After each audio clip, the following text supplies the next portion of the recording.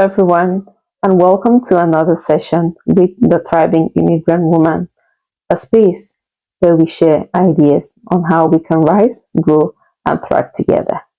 And on this session of today with the Thriving Immigrant Woman, we're going to be looking at distractions and different types of activities that can come up as distractions when it comes to focusing on our purpose, our journey, and achieving our goals.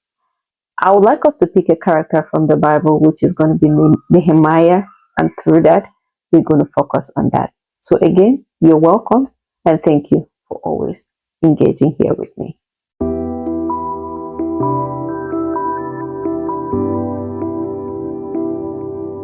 Nehemiah, while rebuilding the walls of Jerusalem, said no to distractions and no to negative talks.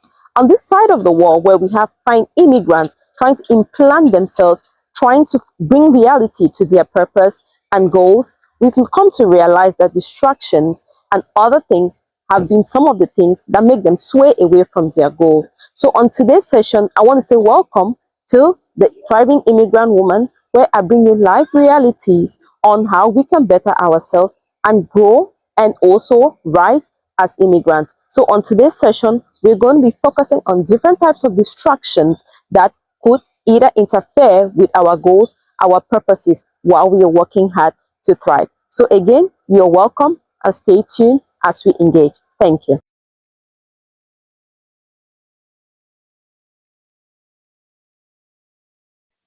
Yeah, so we're talking about distractions, and for me to share with you, I want to say distractions can come differently for everyone. Distractions is never the same for everyone. And today we're going to look at distractions. To some people could be comparison, to some people it could be fear, to some people it could be procrastination, and to some people it can just be comfort. So for example, you set a goal and you really want to achieve this goal. Some of the things that can distract us can be comparison. Most of the times we on social media, we see people presenting, showing different things. You're seeing things and you can be asking yourself, am I good enough? Am I well enough? Am I actually getting there? I want you to understand that just as the Bible states it clear, there are times and there are seasons. There is a beginning, there's an end. There is a starting point and there is an end point. You cannot be comparing yourself if you've just been in a country or if you've just been in a situation just for a couple of months and you're comparing yourself with some people or some person that has been there for over 10, 20 years. It's not going to be the same. So you're going to, first of all, want to assess yourself and know that if I am at the beginning, then I have to start from a certain point. For example, you cannot just come into a country and you expect to be well developed, have everything flourishing and being thrown at you just like somebody who has been there for the past 10 years. And that often comes because we never stop to take time to learn the process and see what that person has been through or what has been working. And we don't want to give ourselves time and patience. Remember, time, you have to give time and the process some space to be able to show your successes and to be able to bear fruits for you. And procrastination too. Procrastination is that form of setback. We always want to postpone things. I want to go to school now, but I'm looking at it. No, let me leave it to next year. I want to start a business now. I already have a business plan and I'm looking at it. No, it might not be the best time. So look at it and find out when is the best time for me to start that business. But sometimes we just find ourselves keep procrastinating, we keep pushing, we keep pushing. And those are some of the distractions that can sway us away from our goals and sway us away from our purpose, and we end up not achieving what we want to.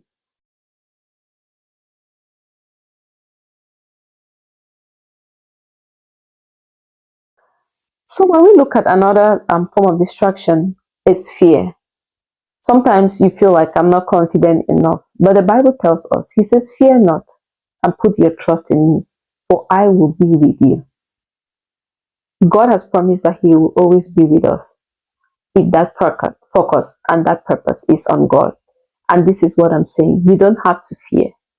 And fear is fear of the unknown. Some of us, we are just afraid. We don't want to start because you have that fear that you're going to fail. Some of us are afraid that we are not going to do better, or we are not going to perform well like the other person.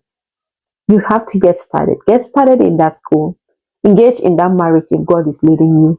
Engage in that business if God is giving you that direction. And seek God for assistance. Ask Him, how do you want me to do it?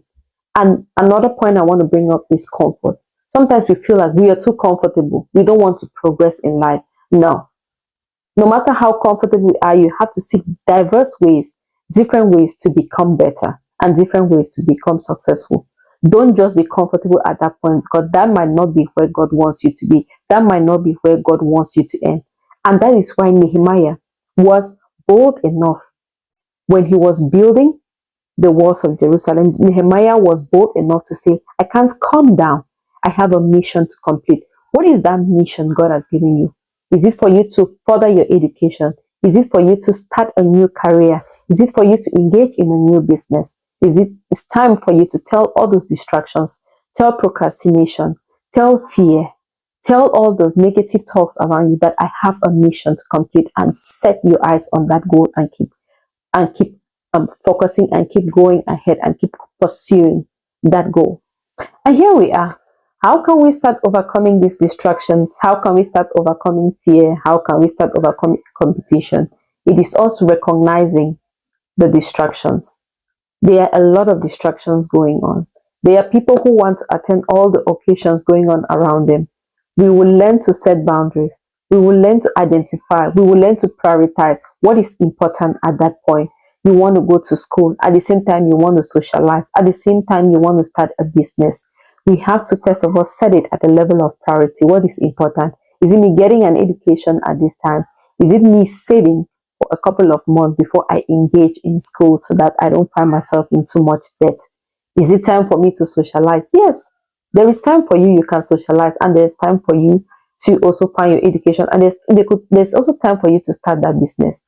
So if you understand that education is first, then engage in education, and then you can fall into the other areas the next time. So we have to learn to identify our distractions. Are they family members? Yes, family members who always come up with their own issues. Are they friends who always want you to party or just hang out when you know you have a mission, when you know you have that exam to face, when you know you have your business to build up? So we have to work on these distractions. And another thing is, keep building. I want to encourage you, no matter the distractions, keep building. This is what Nehemiah did. Nehemiah did not argue or get sidetracked. He stayed focused on the wall, and that's the lesson we have to learn today. You have to learn to respond to your distractions. Silence the noises, silence the distractions around you, and employ consistency. Keep doing it. Show up even when you don't have that feeling of showing up. Show up even when nobody encourages you. Encourage yourself. So what I want to say is, keep building, keep studying, keep praying, keep working on that dream, and keep serving faithfully in your area where God is pointing you to. And now God reminds us in Philippians 1:6. He says, for he that started a good work in your life will take you to an end, and he will take you to a completion. This is the assurance God is giving us, and this is the assurance I want to leave you with today. If God brought you into a new country, he has started that good work, and he's going to lead you. He's going to guide every step of yours, and he's going to take you into the offices, into the better places he wants you to be. And remember that through this, God honors focus. So if he has told you, and if he's giving you direction, my child, go to the right, stay focused on the right, seek his advice, and be consistent in what you're doing.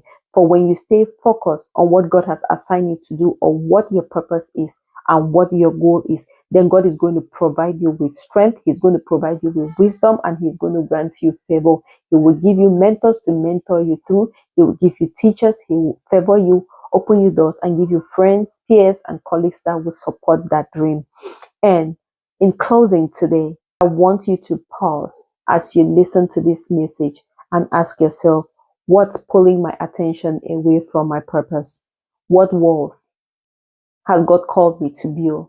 What lives is God calling me to change? What does God wants me to change in my community? What does God want me to do in my environment? And what do I need to say no to so I can keep building those walls? So take our time, reflect on this, pen down these things. And as you begin to pen down and as you begin to pray, God is going to keep opening doors for you and granting you more wisdom and understanding as you undertake your journey. Again, as we look forward towards Thanksgiving coming, I just want us to take a break too and be thankful for everything God is doing to us and for every wall and every home and every direction and every wisdom and every mission God is giving to us. So on that note, thank you again for listening.